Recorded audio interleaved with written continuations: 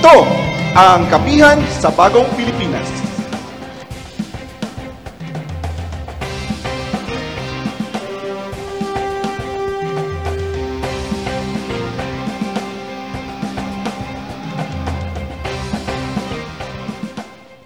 Magandang araw, Pilipinas. Magandang araw, Soc.Sargen. Sa ngalan ni Presidential Communications Office Secretary Cheloy Garafil, PIA Director General Jose Torres Jr., ako si Frian E. Abquila ng Philippine Information Agency, Soc.Sargen, at ito ang Kapihan sa Bagong Pilipinas. This communication initiative aims to enhance public understanding and engagement on the programs and projects of implementing agencies at the grassroots level. The activity further aims to amplify the policies, activities, and accomplishments of each featured department, consistent with the mandate of the administration's Bagong Pilipinas Governance and Leadership Agenda. And for our 9th episode, bawat rehiyon sa bansa ay sabay-sabay na pag-uusapan ang mga inisyatibo ng Philippine Statistics Authority o PSA. Makakasama natin ang PSA upang ilahad ang kanilang mga nagawa, ginagawa at gagawin pa sa ilalim ng Marcos administration. Tayo po ay naka-live stream sa official Facebook pages ng PSA at PIA Region 12. Please like and follow our pages to be updated. Pwede din kayong mag-comment ng inyong mga katanungan at babasahin po natin yan mamaya konti. At huwag na natin patagalin pa to kick things off. Our guest for this episode is none other than the Regional Director of the Philippine Statistics Authority, Soc.Sargen Region. Let us all welcome Attorney Mactahar Manulon. Thank you, Direk. Magandang umaga po sa atin lahat. Maayong buntag sa tanan. Good morning. Assalamualaikum. Peace be with you sa ating mga viewers, sa ating mga sumusubaybay ng ating programa ngayon, Kapihan sa Bagong Pilipinas. Of course, RD, atin po i-greet ang ating mga kasamahan, no? Na sa PSA Region 12. Sino-sino yung mga kasama natin dito, RD? Of course, Direk, kasama po natin ngayon ang ating mga pinuno ng mga provincial offices ng PSA sa Soc.Sargen Region. Nandiyan po si Chief Statistical Specialist Herlita Caraan ng Sultan Kudarat. Ang ating Chief Statistical Specialist ng South Cotabato, si Miss Eileen Verdeprado. Ayun. Yung Chief Statistical Specialist ng Sarangani and Gerald Santos City, si Sir Ismael Ramos Jr. Of course, last but not the least, yung aming Chief Statistical Specialist ng Cotabato Province. Ayun. Si Ma'am Belinda Penuela. Welcome. Kasama ko rin po yung ating mga division chiefs, si Shai at ang ating senior staff sa SOCD, yung ating punong taga-abala. Ayun.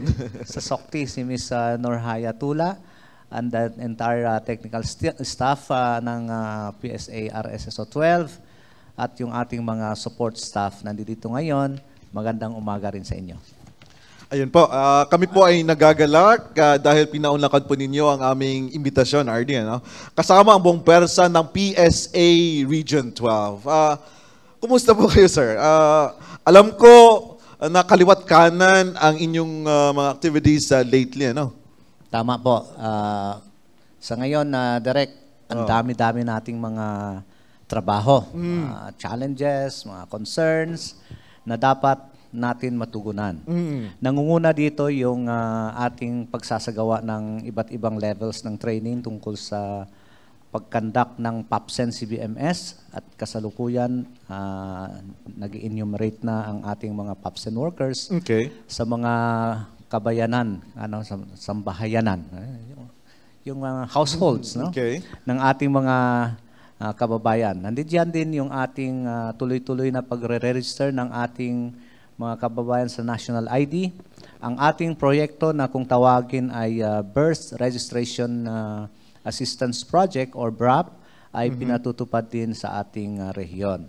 Just last week, Direk, nagkaroon din tayo ng meeting with the BIMP IAGA member states sa Davao City, Okay. in particular sa Statistical and Database Working Group sa ilalim ng Trade and Investment Promotion Cluster kung saan ang Philippines ang host dito. Oh. Lahat ng PSA-RDs mula Mindanao at Mimaropa kasi yan yung nag-constitute ng BIMP. tinatawag natin Philippine IAGA. Philippine Yaga. Lumahok sa taunang meeting na yan at pinag-usapan natin ang mga datos kailangan ng BIMP upang ma-monitor mabuti ang progress or accomplishment ng IAGA region. Nangunguna dito yung datos na tungkol sa or statistics on tourism, trade and investment. So ito po yung medyo that keeps us going for how many months already because of the preparation and the actual conduct of these activities recently. Ayun, oo. Basta PSA, ito ko PSA, RD, yung maiisip ko kagad is yung pag-register ng, ayun nga, doon ako kukuha ng birth certificate for my passport, di ba? Gana, passporting, renewal. Pagkatapos, yun, this certificate. So, para lang malinawan ng ating mga televiewers, sa ating mga nakikinig ngayon, ano po ba talaga ang mandato ng Philippine Statistics Authority? Thank you, Derek Fry. Yung revelation mo tells us that you are young.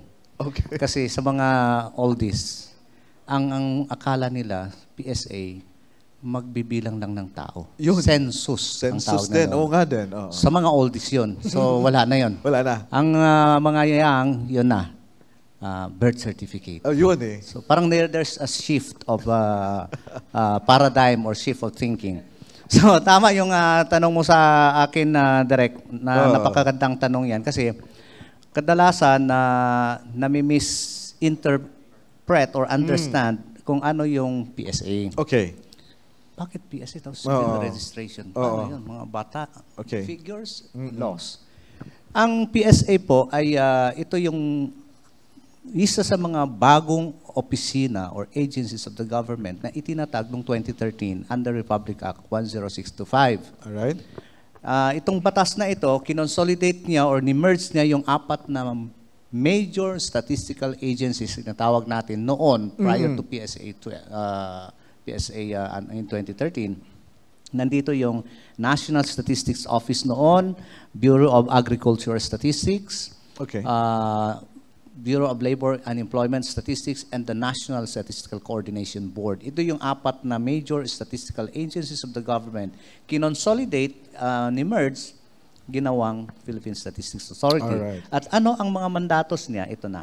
Under Republic Act 10625, it shall plan, develop, prescribe, disseminate, and enforce policies, rules, and regulations, and coordinate government-wide programs governing the production of official statistics, general purpose statistics, civil registration services, and inclusive identification system.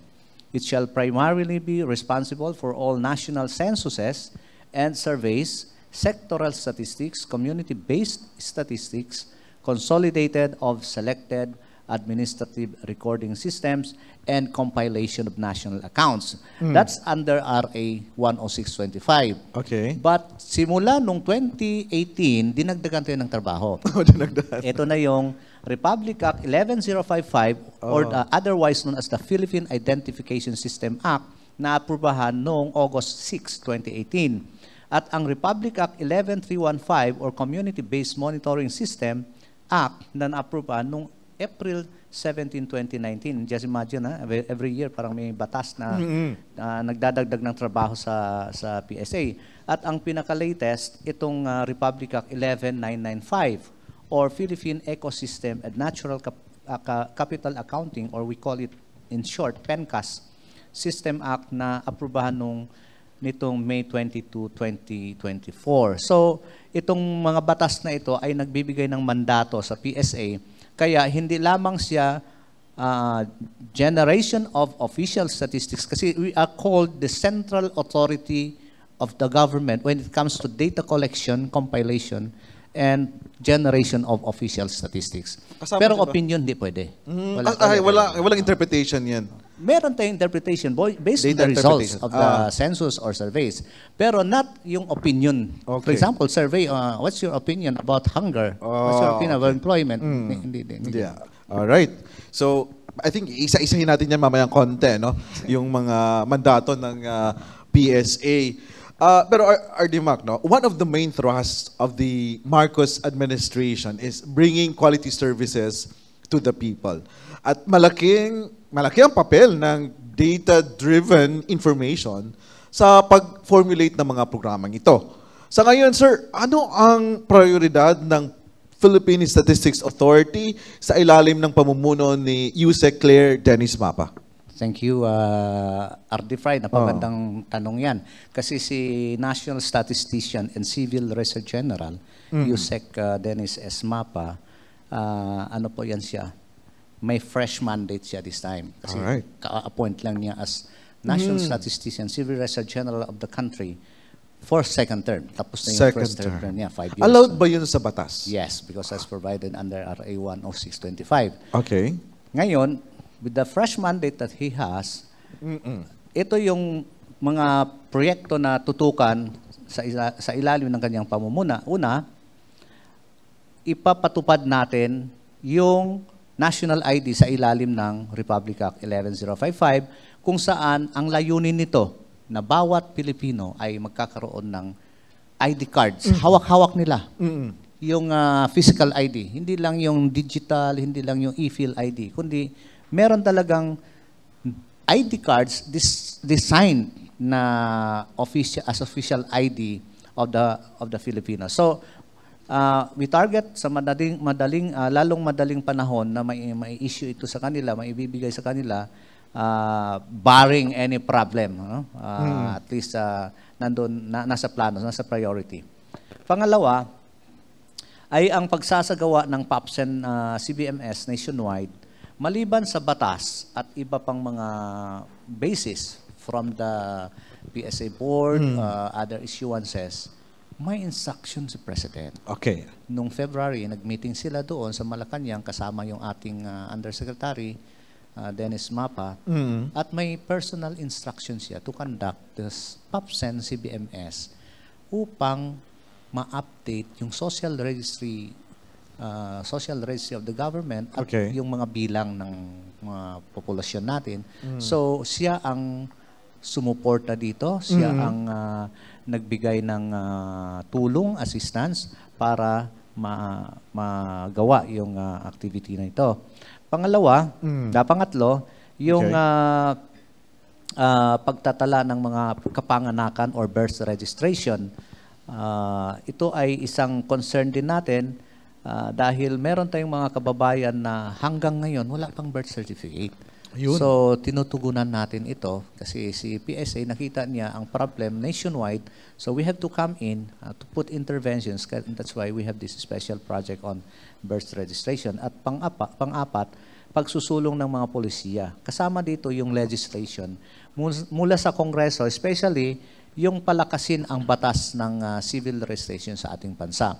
Kasi kung meron isang most antiquated laws in the country, it's the Act 3753, which is the civil registry laws na pinapairal pa natin ngayon or enacted in 1931. 1931. 1931 pa pala ito? Nakailan generation na tayo.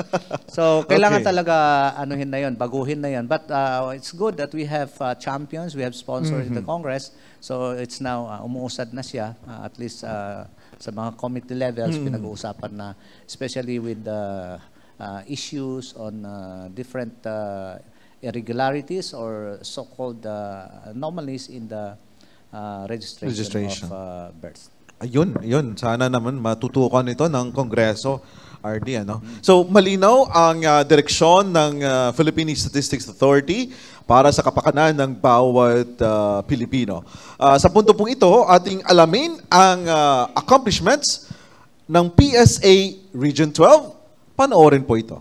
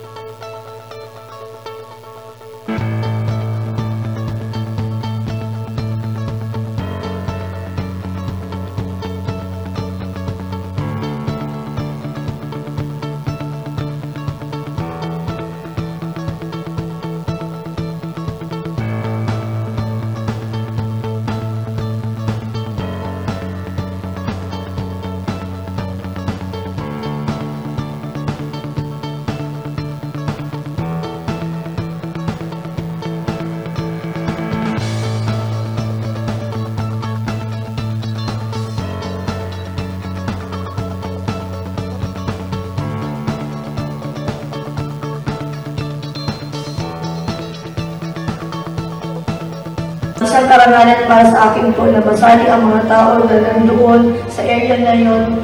Kasi katulad ko po na isang tribo din po, ma'am, mahalaga po sa amin na marinig ang kanilang mga boses at makuha yung mga accurate data na sa kanila po talaga, ma'am.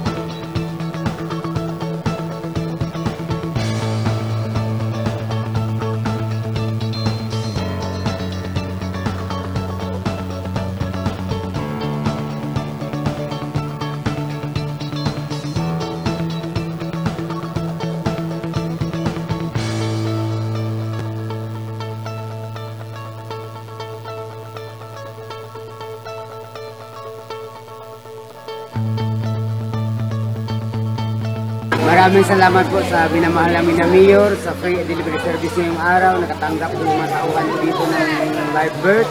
Galing po sa MCR, sa Municipality of Kibolis, sa taga-region po sa PSA. Kaya Ma'am Shine po, maraming salamat po sa inyo, Ma'am. Main live birth na bayan ko. Ni nangyay be kamngao ni pre live birth. Kadi kangao kulay pre live birth. Pasalamat doon si Ma'am kay ang katulong kabata na kadawat sa birth certificate na libre. Tapos tungod po sa suporta ni Mayor Theo Juan and then sa support po ni Kagawad Kurt Titwan and then sa PSA province nga nag-adto po dire for free.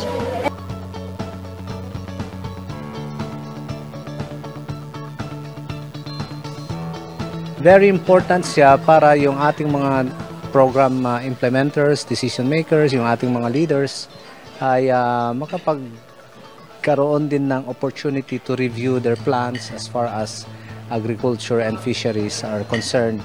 Not only here in our region but also isa siguro sa mga reasons natin yung bakit din natin nakuha yung target, yung mga phenomenon na beyond our control.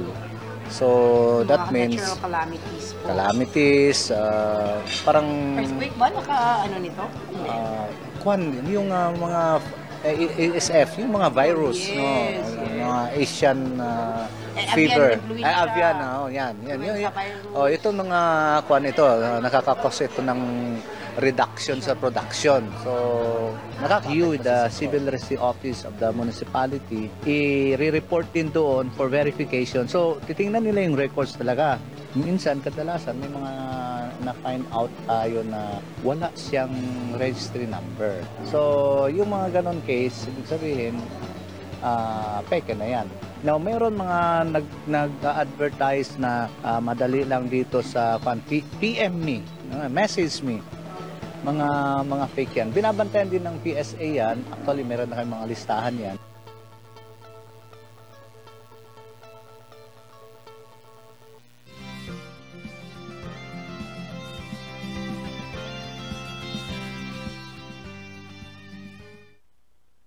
Yun pong video na panood natin, yung AVP, yan po ay nagpapakita ng ilan sa mga activities ang nagawa or accomplishment nagawa na ng Philippine Statistics Authority RSSO 12. So nakita natin may distribution ng birth certificate, meron tayong mga data dissemination, interview, meron tayong mga surveys, meron tayong mga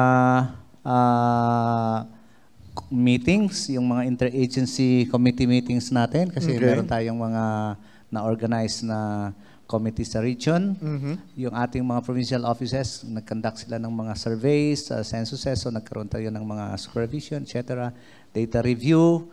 So, ilan po sa mga nagawa ng PSA yung pinapakita natin sa AVP mula nung 2022 hanggang sa kasalukuyan. Iba't ibang surveys po ang nagawa natin ayon sa mandate ng ating opisina by virtue of RA 106-25, RA 11055, and then itong 11315 which is yung CBMS law. So in a nutshell, yun po ang nagawa ng ating opisina for the last 3 years. 3 years, no?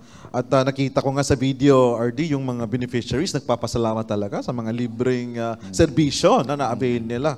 So, congratulations po, RD, sa mga nagawa ng PSA at sa buong PSA Region 12. Congratulations again sa inyo. Isang masigabong palakpakan yan. Okay. So, RD Mac, with all your accomplishments, alam ko marami pa pong plano ang Philippine Statistics Authority, no? Kahapon, ginawa yung State of the Nation Address ni Presidente Bongbong Marcos. Alam ko may mga directives ito. Ano po mga plano ngayon or ways forward ng inyong ahensya from 2025 to 2028. Thank you, Direk. Sa ngayon, tinitingnan natin yung paano natin palakasin or gagawin natin yan, yung pagpapalakas ng ating collaboration with the local government units, mga regional line agencies natin, Okay. yung mga media partners natin and other stakeholders upang maadresan ang kani-kanilang pangangailangan sa larangan ng national ID, civil registration at ang statistical data needs kasi nakita natin na importante itong mga ito. And then sisikapin natin mailapit ang mga serbisyo ng PSA sa ating mga kababayan, lalong-lalo na sa mga malalayong lugar or GDAS sa pagkuha ng kanilang mga dokumento at ID at ang pag-register ng mga vital events katulad ng birth, marriage, death sa pagtutulungan ng PSA at ng local government unit through the local civil registry offices. At makipagtulungan tayo sa mga otoridad upang sugpuin ang pamemeke ng mga birth certificates na yan at national ID at hindi magiging problema sa ating mga kababayan. Yan po ang medyo tutukan natin in the next 3 years. Yes, excited na kami dyan. Tututukan din namin yan, ano? Lalo na yung number 3 na sinasabi mo, yung pamimeke. Kasi, ang dami kong nabasa talaga, RD, na mga balita, no? Sa merong mga ibang lahi na nagpaparehistro. Ayun, later, tatanungin ko yan mamaya. So, again, we are very much excited sa inyong mga plano at gagawin pa sa mga susunod na taon. RD Mac, just to clarify things, I have a few questions lang po. Unahin ko po yung itong 2024 POPSEN CBMS. Na-mention mo yun kanina eh. Ano ba yung kahalagahan nito? Ano ba ito talaga? At bakit kailangan natin gawin yan? Paki-explain nga, please. Thank you, RD Fry. Ang 2024 Census of Population at ang Community-Based Monitoring System, or in short, we call it POPSEN CBMS, ay isang inisyatibo ng ating pamahalaan sa pangunguna ng Philippine Statistics Authority upang gawin mas epektibo ang pagtugon ng pamahalaan na maibsan ang kahirapan at tiyakin ang inklusibong pag-unlad ng ating ekonomiya. So, talagang tinatarget natin yung kahirapan kasi hindi masyadong umusad ang ating bansa kung maraming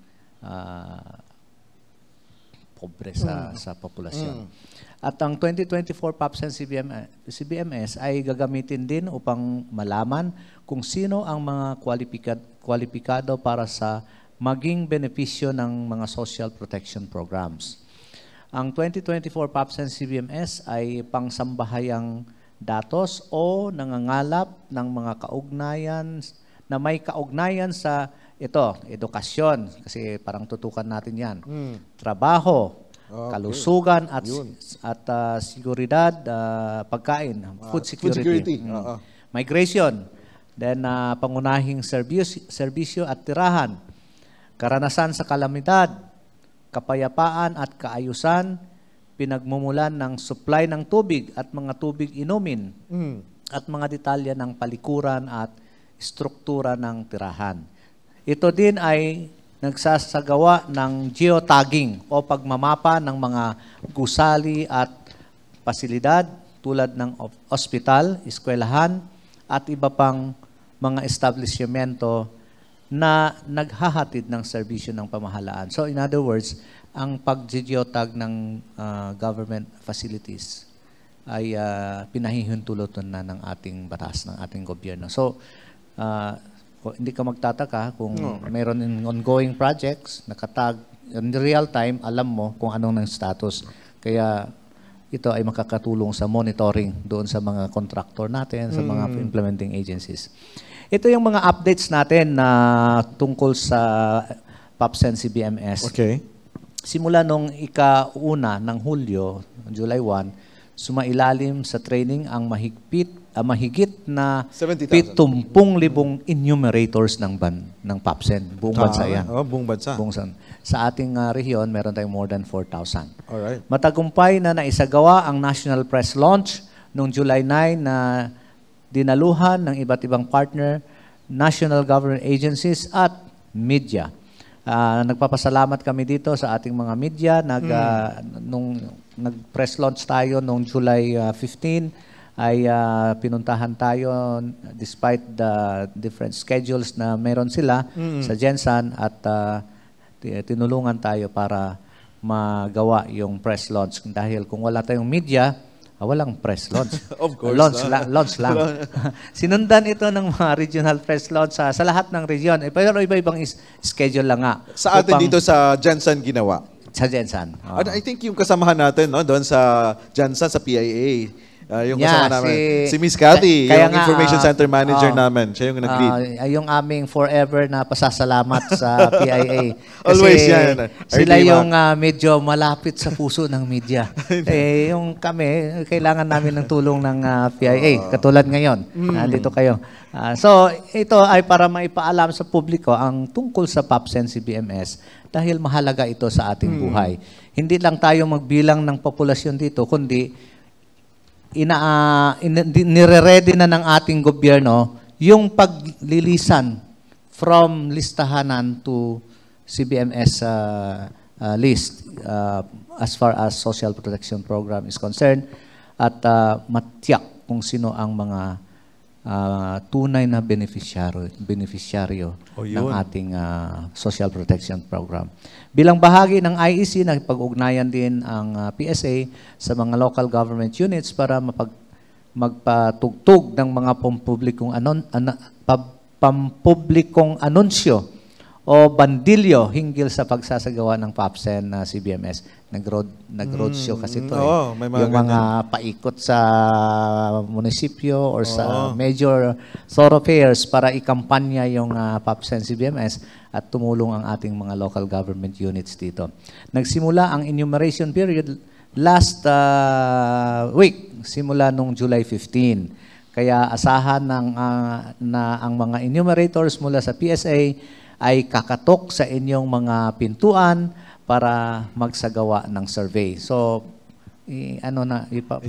papasukin natin sila para... So, RD, kailan ba yun last na CBMS survey natin? Ano ba yan? Actually, meron tayong CBMS after nung napasa yung batas nung 2019, meron tayong dito sa Region 12, CBMS noong 2022 at meron din 2023. Pero hindi lahat ng munisipyo gumawa noon. Meron lang tayo dito sa Sultan Kudarat. Parang random lang siya. Depende kasi sa capacity ng LGU. Sila kasi ang nagfa-funds ng kanilang CBMS because under the law, ang pwede lang i-subsidize ng national government magmula ng fourth class, income class municipality, fourth class, fifth, and sixth. First class to third class, hindi obligado ang national government. Kaya ang lang sa atin, nag-CBMS, yung 2022 ay 3, at yung 2023 medyo 6 or 8. So in short, this year lahat na? Wala na? This year lahat na. Okay, so lahat na nationwide. Walang pinipili. Walang pinipili. Okay, good. Kailangan itong CBMS ngayon basis ng mga national agencies like for example DSWD. Yes. Para maging updated na talaga kung sino talaga dapat maka-avail ng mga programs and services, no? Yes. At sino saka, yung mahirap? Yes. Ang CBMS law talaga, tina-target niya is poverty alleviation. Okay. Kasi may tinatawag tayo dito na multidimensional poverty index. Malalabas doon sa result ng CBMS dahil ang kahirapan hindi lang sa income. Yun. Pwede mahirap ka sa health, sa education. Lahat ng tinutukoy kanina, security, access to public service, pwedeng poor ka dyan. Kasi kung hindi ka healthy, anuhin mo yung pera so, yun ang i-cover ng CBMS this year. Gaano ba katagal? Ito, alam mo naman, itong mga kababayan natin, mainipin. Baka matagal yung interview, yung mga gano'n na, ano ba yun? Gaano ba siya ang yung survey na yan? Kasi nagmamadali yung iba. Yes, ang survey natin, yung enumeration period, yung pangongolekta ng data. Magmula nung July 15 hanggang September 16. Oo. Basically parang 60 days, calendar days. Pero ang data, yung PAPSEN, dalawa kasi itong activity, PAPSEN at saka CBMS. Yung PAPSEN, yung count, under the law, kailangan within the year, forward mo sa Malacanang, sa President, for his declaration as official count, yung population. So, we expect by December, ibibigay na sa President yan. Yung count, yung PAPSEN. Count, okay, go. Pero yung CBMS, meron pa tayong data turnover. Okay. At hindi magkalayo yung schedule. I think it's also in December or January this year. So, i-turn over natin sa munisipyo yon para si municipality si municipal mayor na or municipal government ang gumagawa ng programa or whatever interventions na gagawin nila based on the data. The data. Pagkatapos may quota ba sa PSA, RSA 12? May mga quota-quota ba dyan? Dapat i-target natin. Ganito ha. Hindi, wala tayong nang yan. Survey lang talaga. Wala tayong ganon. After ma-collect yung lahat ito i-cover ito. May enumerate. May enumerate yung yung mga sambayan. Itatabulate yun at lalabas din doon kung ilan ba yung walang toilet, ilan yung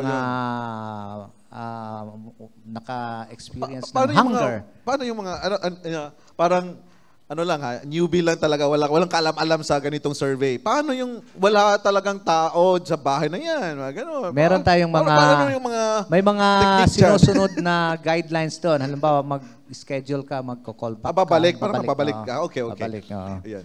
Sige. Pasok naman tayo, RD, sa susunod na question kasi medyo maba. Very comprehensive yung explanation mo, RD. Thank you very much. At let me also ask you about the progress. Ano na yung update natin sa ating national ID, particularly here sa ating region? Yeah, magandang tanong yan kasi concern natin ito at saka national office namin. Ito may quota na. Ito, meron talaga. Actually, in terms of, if you are referring the quota to the standard output, meron talaga yan. Parang ganun. May mga target. That's the way how we also use the resources of the government. We must set a standard para you pay for something. Ito, meron tayo, ang target natin talaga, nakasaad sa quarterly pinoprovide ng ating central office kung ilan yung target natin based on the population projection natin. Pero sa 2020 population, yun ang binibase yung accomplishment natin as of now. For example, as of June 30, ang national ID, nakaregister na tayo ng 3,875,321 persons, or 84.68% of the 2020 population. Okay. Nasa database ng National ID yan. And then broken down into Cotabato Province is 1.2 million. That's 83.55%. Sarangani, kasama ang General Santos City, ay nasa 1.1 million or 88.9%.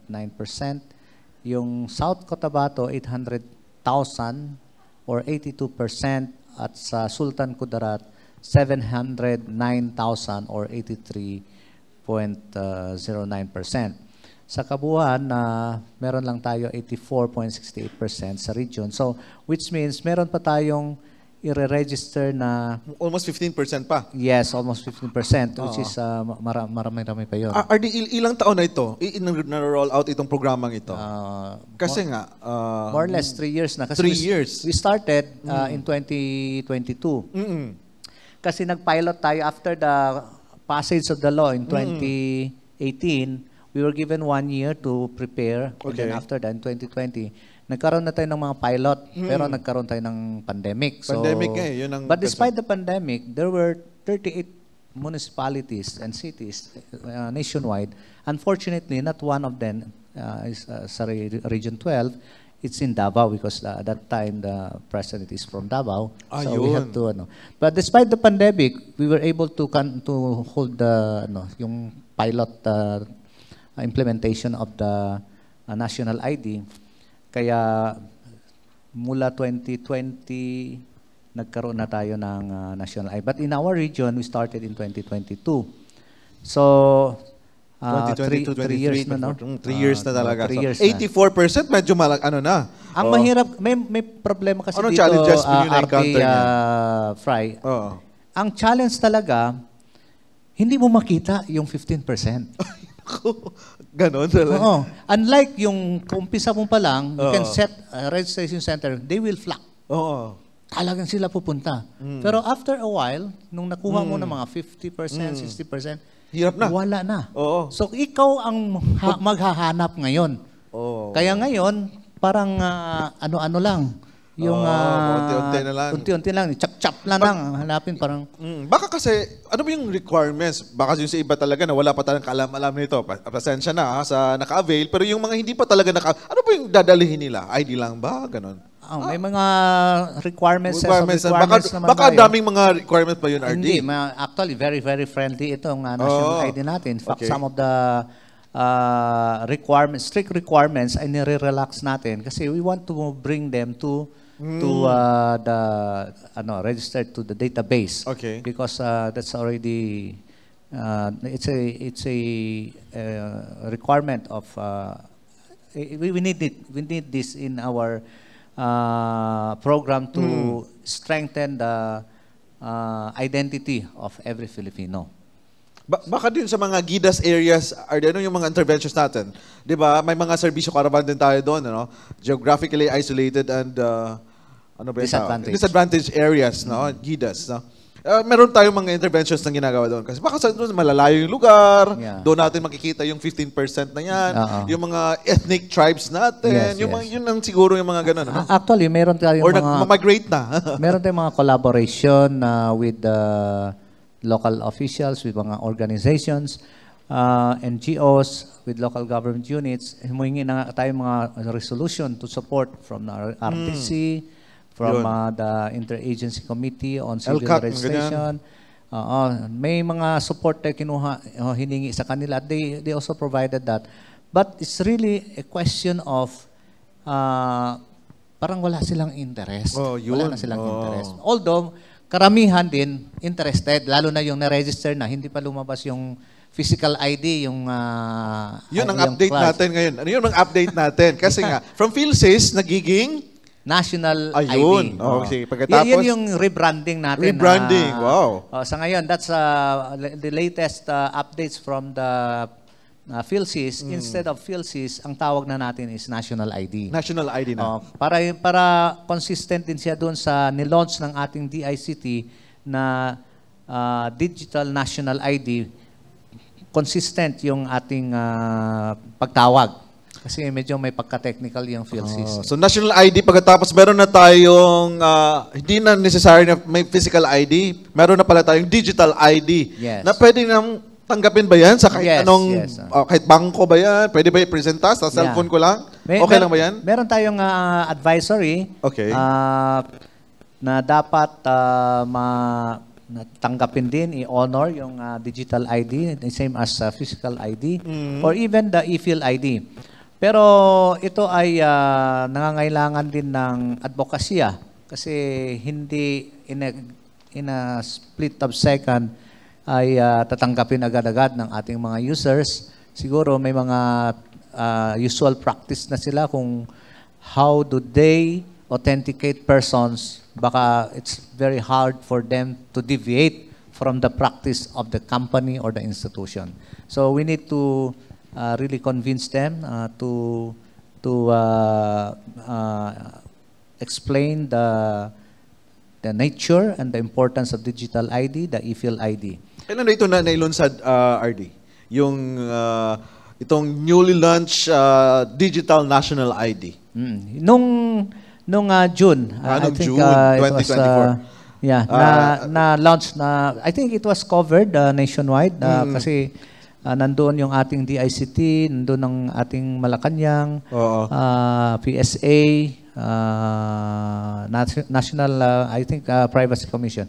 So, gaya ng anumang format ng national ID, ang digital national ID ay pwedeng ipresenta bilang valid at sufficient proof of identity sa iba't ibang mga transaksyon sa mga tanggapan ng pamahalaan at mga pribadong institusyon ayon sa public advisory na inilabas ng PSA noong 11 June 2024. Ang PSA kasi dito ang nangunguna doon sa implementasyon, kaya every now and then naglalabas tayo ng advisory para mag-guidean yung ating public.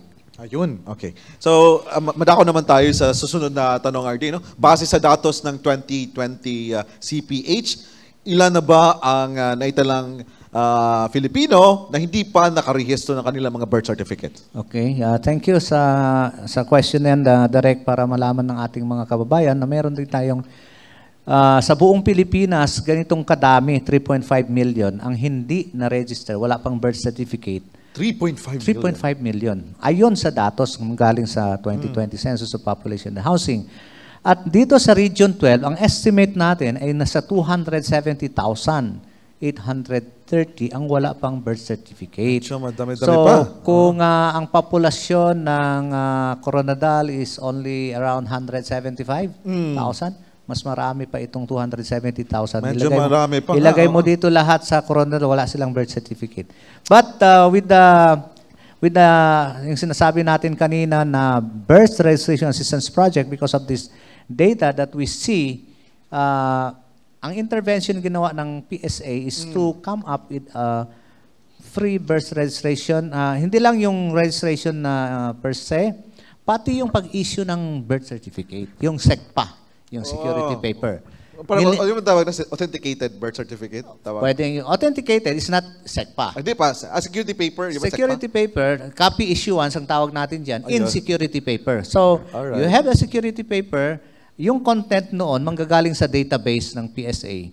So, hawak mo yon, then that's good because it is written or printed in a security paper, only produced by an authorized agency like the BSP na gagamitin ito for certain transaction.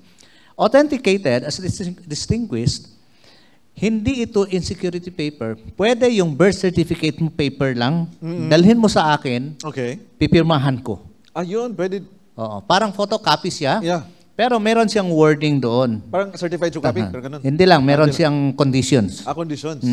And then, pirmahan ko yung authenticated. Yun ang tinatawag natin, authenticated copy. So, ang authenticated copy, barang limited ang paggamit kasi pwede yung user ang mag-request noon. Sabi niya, kare-register lang ito like death certificate kasi kailangan makuha na yan, ma-SECPA na yan kasi magka-claim ng burial or insurance. Oo, mga benefits na yan. So in the absence na hindi pa siya ma-convert into digital format, pwede siya ipa-authenticate sa PSA at pipirmahan ko yon. Ayun. Kung siyang authorized. Yun ba yan? Okay. And, okay. Ayon naman sa mandato ng PSA, ma-continue na naman tayo, RD, no? Kasama ang pag-regulate ng mga tao, pwede magkasal sa ating bansa.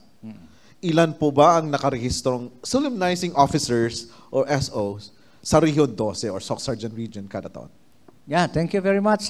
Interesting question ito kasi solemnizing officers, walang kasal kung walang ito. Oo, okay.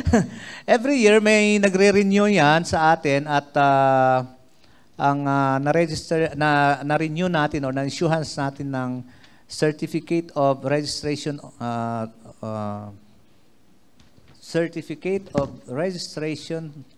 to authorize to solemnize marriage or CRASAM ay 620 noong 2023 at 445 noong 2024. So may 398 pa tayo na naparehistro at nabigyan ng CRASAM to solemnize marriage.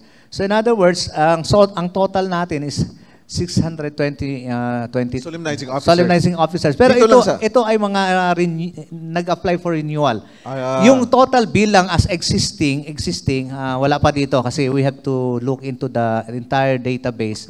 Kasi pwede yung mag-renew ngayon, meron pa existing na valid yung Usually, trasam ilang taon nila. ba yun mga ganyan? 3 years. 3 years. Alright, sige.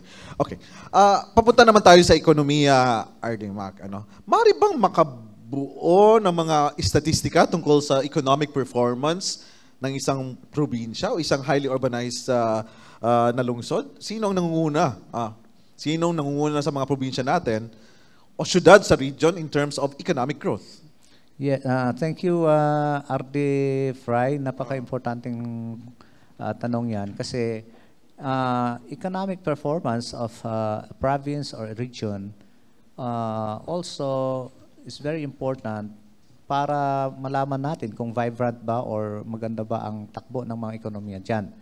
So, nagsimula yung, pwede i-estimate or i-compute yung ekonomiya ng isang probinsya. Ang tawag natin dyan ay Provincial Product Account. Okay. So, noong 2021 na nag-umpisa yung ating PSA, nag-pilot sa 3 region. Noong 2022, nadagdagan at kasali ng Region 12 yan. So, mula 2022, meron na tayong PPA or Provincial Product Account sa ating region. Lahat na yan, lahat ng province at saka yung Jensan kasi highly urbanized city ang General Santos City. Isa lang tayo, isa lang kasi yun. Isa lang, kaya parang treated siya as a province, kaya meron tayong 5, kumbaga little economy within the region, little economy, yung 4 na probinsya plus yung HUC. So ang data natin sa Provincial Product Account, I think sa kasalukuyan ay nire-retrieve pa ng ating mga technical staff doon sa 2022 benchmarking. Kasi nag-umpisa tayo sa 2022 and then nasundan nung 2023. So nakatalawang taon na tayo nagkaroon ng Provincial Product Account. But I'm not sure in terms of growth, sino ba sa 5 ang nangunguna in terms of economy. So, hindi ko mapasagot ngayon. Hindi ko masagot. Ongoing pa ba? Interpretation meron na tayo for 2022 and 2023. Pero yung 2024, kasalukuyan na ginagawa Ginagawa pa. Ongoing pa nga yan ng consolidation at saka interpretation. Okay, thank you very much for that, RD Mac. Sa punto pong ito, let's entertain na some questions sa ating mga media partners. So I would like to request our media friends, magpakilala po muna tayo before we shoot our question. Who will throw the first question? Ayun.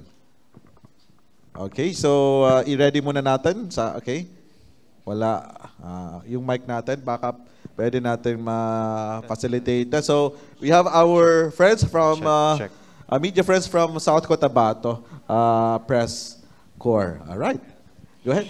Magandang umaga po mga RD. Sa PSA po, paano po ninyo maipasisiguro ang accuracy at ang reliability po ng mga datos sa estimation po ng mga regional accounts o ito pong sa GRDP at GRDE? Yung pangalan mo muna.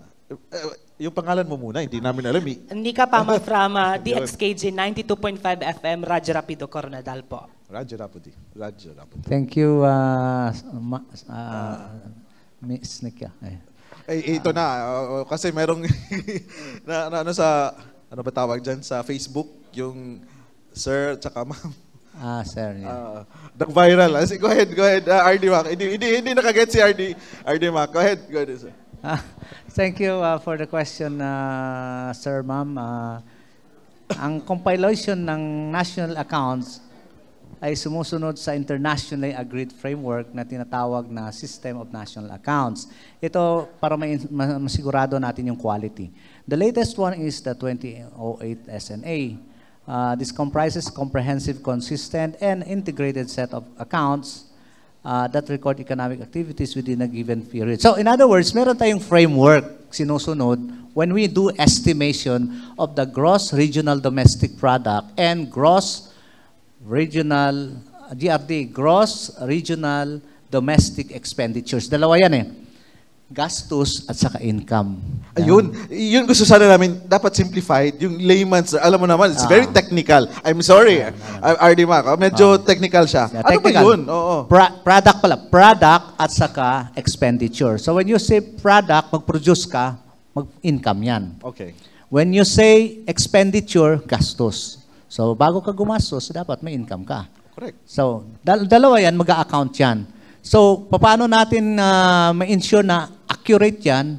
We have data sources coming from government offices, meron din rin private sectors. So nandiyan yan yung halimbawa on water system, electricity, yung mga appropriate agencies, kinukuhanan natin ng datos nila for particular year. For example, 2023, so may summary yan sila, income, expenditure, etc. Binibigay sa atin sa PSA. And then may particular time, ang mga technical staff natin, they sit together with our consultants or our advisors from central office, expert yan, to sit and to look at the data. Himay-himay niyan. So meron tayong time frame. Within the time frame, i-review yung mga data. Kung meron kulang, i-verify. Kung may questionable, i-verify. And then before we come up with the estimate using a tool and with guidance from the international system. So, in other words, lalabas yung estimates, polish na yun, sir ma'am. May kuha na siya. May, anong tawag dito? Dumaan na siya sa review, data processing ng ating mga technical staff. So, palagay ko... Accurate naman yun talaga. Accurate talaga. Meron tayong basis. Thank you po. Thank you, sir. So we will entertain 2 more questions. All right. Your name, please. Yes. Good morning, RD. RJ Umagaptiad from 90.5 Good Vibes Radio, Coronadal. My question is, what is the difference between agricultural statistics or AgStat and gross value added of agriculture, forestry, and fishing or AFF? AFF at saka AgStat. Nako, statistics. Hindi kami friends niyan. Thank you. Ano nga pangalan mo, sir? RJ. RJ. Thank you, RJ. Tinatanong mo yung difference, no? According to our literature, the guidelines says that the difference is that the value of agricultural statistics is the gross output of the agricultural sector. So in other words, nandun lahat yung, you look at it as a sector. Kasi so agri, meron kang forestry, meron kang fishery, so agriculture sector yan. This is reported as volume and value of production by commodity. Meanwhile, gross value added in the agriculture industry represents the contribution of the industry to the GDP. So every quarter, meron tayong GDP, kinocompute or in-estimate ng National Office para ginagamit nila doon sa assessment ng how economy works in the country at national level. So, yun yung contribution ng GVA, na gross value added, to the industry. Yung percentage niya doon sa GDP. By taking away the intermediate consumption or inputs used during the production process. Napaka-technical na ito, Direct J. Yeah, kasi, very technical nga. Kaming mga ordinaryo talagang tao, wala talagang, kasi parang ang layo na. So, sa ano ba estimate, nilalabas yung mga, yung mga intermediate, kumbaga, kung ikaw ay nagtitinda, bago mo masabi ito yung income mo, bawasan mo muna yung gastos mo. Ayun. Bago ko masabi, net of the expenses. Yun yung paggawa ng ni-take out mo yung mga consumption na expenses mo, yung mga intermediate consumption, tina-take out para magkaroon ng gross value added. Gross value. All right, RJ. Thank you. Thank you. So, one last question po. Go ahead. Wala na tayong, medyo na eh. Yes, sir. Your name, please. Good morning sa ating mga RD. Al Saludo from ABS-CBN News. Ang tanong po, ano ang katiyakan ng publiko na ang impormasyong nakakalap ng mga census enumerators ay hindi gagamitin para sa ibang layunin? Napagandang tanong yan, Malapit sir. na yung election, next year na, Oo. RD Mac. Oo. Paano nga pala? Napakaganda ng tanong. Mm. Dapat may assurance tayo sa kanila, no? Correct. Lahat ng mga personnel natin, yung mga involved natin, mga census workers natin, ay required to keep in strict confidence any information obtained during the census that pertains to any particular household, individual, person, or establishment. This assurance is supported by provisions of Republic Act 10625 and RA 10173. Very ano yan, kasi kumbaga sa PSA, that's the only weapon that we have to win the support and the cooperation, the trust of the public is to ensure and to assure them na lahat ng datos nila ay confidential, hindi makikita ng ibang tao. Si PSA lang habang ginagawa niya yung trabaho niya. And when it will go out, it will be released to the public, it will be in the form of summary. Kaya ang makita nating statistical tables, walang pangalan. Pangalan, ayun. So makaka-assure, makakasiguro po kayo, yung mga datos nandito sa PSA ngayon, wala pong, kumbaga, walang magmamarites sa kanya. Confidential, safe, protected by the PSA. Thank you, sir. Thank you very much. Ayun po, Sir Al. And so, ibig sabihin yan, RD, yung kasi may mga opisina kasi talaga, like ibang agencies na na-hack yung website. Yes. So, maka-assure po tayo na wala talagang mangyayaring ganyan. Yeah. Ay, okay. So, hopefully, no? Talagang we have a very strong what is this? Security measures. Stringent security measures to protect the hacking. Kasi sa ngayon, meron tayong mga ways paano parang shielded yung pag-transmit ng data, pagpo-process. Hindi siya basta-basta pasukan ng attack, cyber attack, kasi meron siyang protection like the VPN. So lahat ng enumerators natin, meron sila ganon para doon sa pagtatransmit. Kasi tablet ang ginagamit natin ngayon sa mga surveys natin, census. So diretso yung transmission ng data from the field direct sa Manila. So hindi siya, habang ginagawa nila yung pag-i-interview at sinesave doon sa tablet, hanggang sa pag-transmit, protected yon. Meron yun na account kada enumerator na hindi sila basta-basta mapasukan ng mga hackers. Ng virus ba yan? Virus or yung malware, mga ganyan-ganyan. At saka itong mga hacker talaga, yung sisirain talaga, or steal nila yung data mo. Ayos. Okay. So thank you very much. Wala na talaga ng oras. Naubusan na po tayo, RD Mac. At at this point, to wrap things up, ang inyong huling mensahe po or announcement before we end our program. Thank you, Direk. On behalf of RSSO 12, I would like to thank the Philippine Information Agency, particularly to the RD, RD Fry, and our media partners for helping us make this Kapihan a resounding success.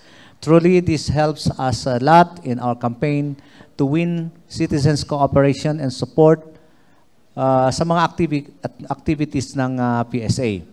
Ang hinihiling na po namin ngayon sa ating mga kababayan ay makilahok sa mga activities or undertakings ng aming opisina, katulad ng registration sa National ID. As I said earlier, meron pa tayong hahanapin na 15% sa ating region. Sa mga hindi pa nakaregister, please contact PSA or any local officials sa barangay. Pwede may paabot sa amin. At yung pagsagot ng tama sa mga surveys and censuses, katulad ng PAPSEN na CBMS na ngayon ginagawa na, at pag-register ng mga vital events katulad ng birth, death, and marriage. Sa inyo po, nakasalalay ang mga tamang decisions ng ating mga leaders ng bansa sa pamamagitan ng mga tamang datos na kalap ng PSA. So, Direk Fry, thank you very much for this wonderful opportunity. Thank you also to our, again, to our media partners and technical staff of the PSA for making everything possible. Ayos. Oh, congratulations, PSA Region 12. Thank you very much, RD Mac. Okay, for again gracing our kapihan. So sa ating mga manonood, antabayanan po ninyo ang susunod na episode. Wala na talaga tayong oras. Ano? Sa susunod na Martes na naman, magkita-kits na naman tayo sa ganito ring oras. Ano kayang departamento ang magbabahagi ng kanilang key accomplishments?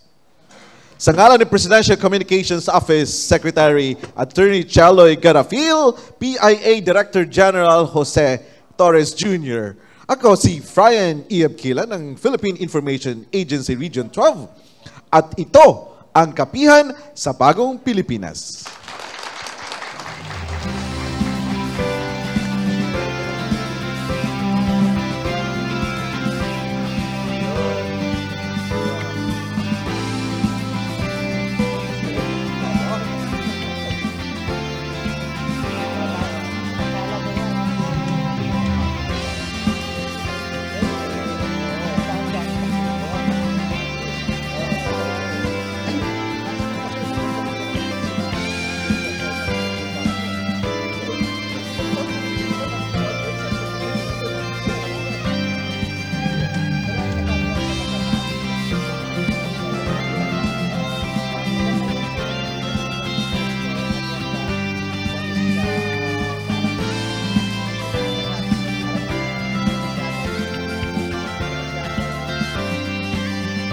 Ito ang kapihan sa bagong Pilipinas.